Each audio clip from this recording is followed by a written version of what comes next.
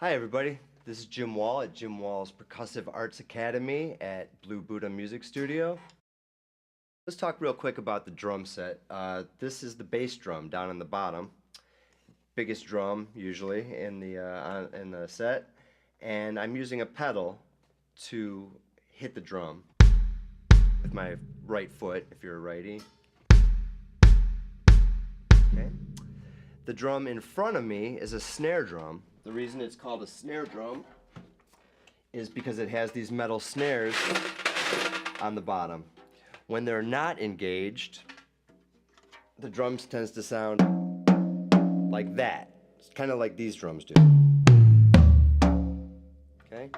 But when we lift this lever, it pulls these wire snares. Now you can hear they're tight up against the bottom head of the drum, and gives us a very different sound, something that we're all used to hearing in many styles of music.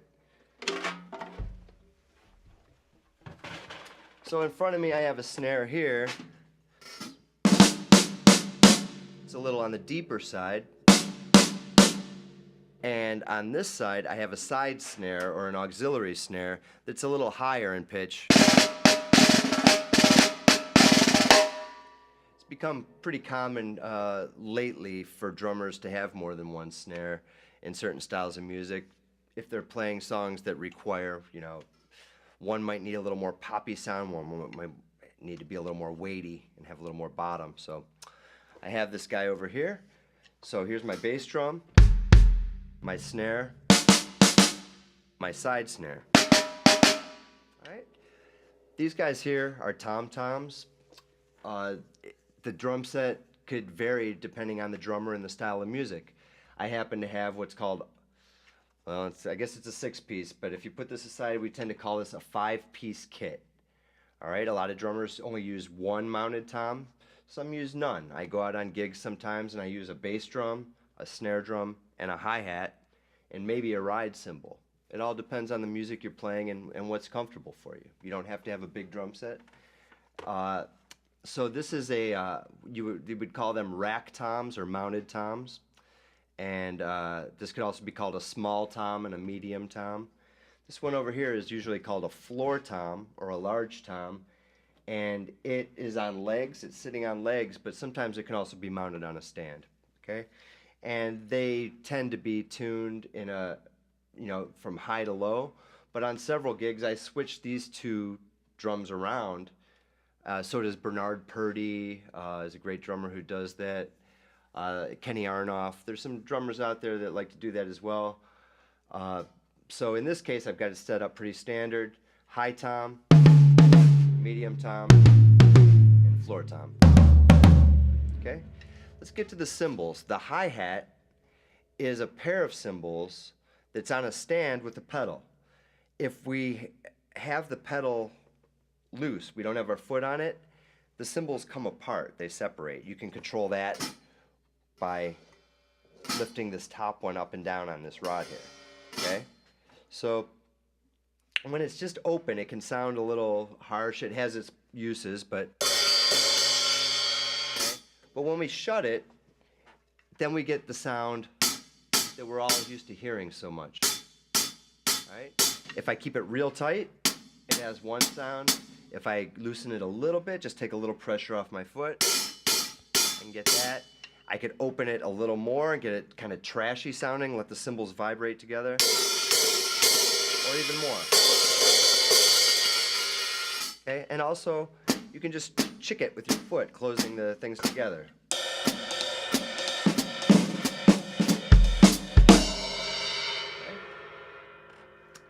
The hi-hat. That's where we tend to play a groove. When we're playing a beat or a groove, you'll hear me use those terms a lot. It means a pattern that tends to repeat, often with variations, and is a foundation for the rest of the music to be built on. So here's a groove.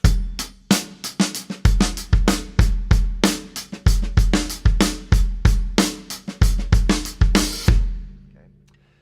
We can also, instead of playing it on the hi-hat, or in addition to playing it on the hi-hat, we can move it over to these guys. These are ride cymbals.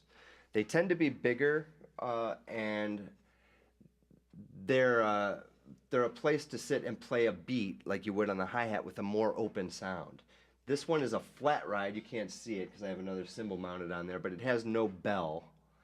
And it's got a nice, quiet, kind of clean sound.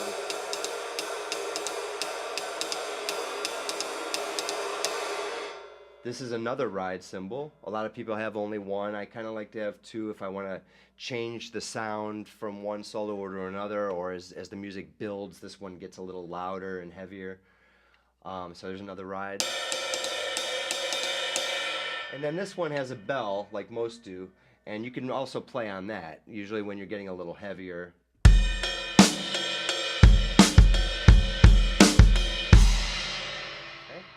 These two cymbals here are crash cymbals. You can ride on them like on a ride cymbal.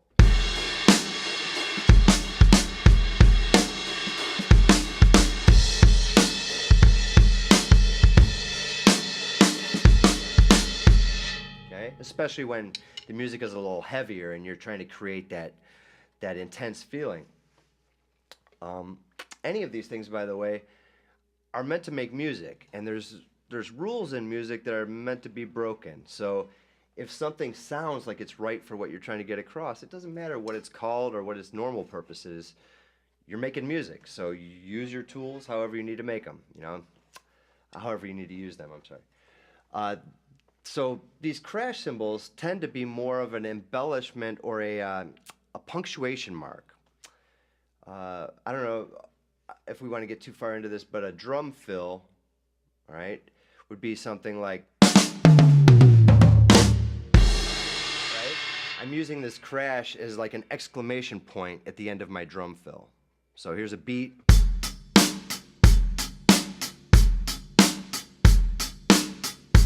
And here's a fill. Right? So I'm using my crash to end that fill to give it like an exclamation point.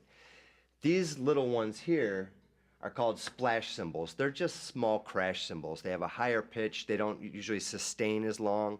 So you can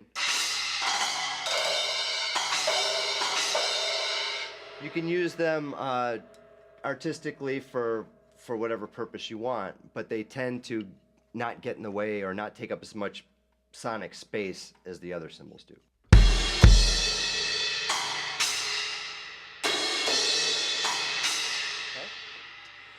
So, in review, we have the kick, snare, side snare in this case, high tom, medium tom, floor tom, ride cymbal, flat ride,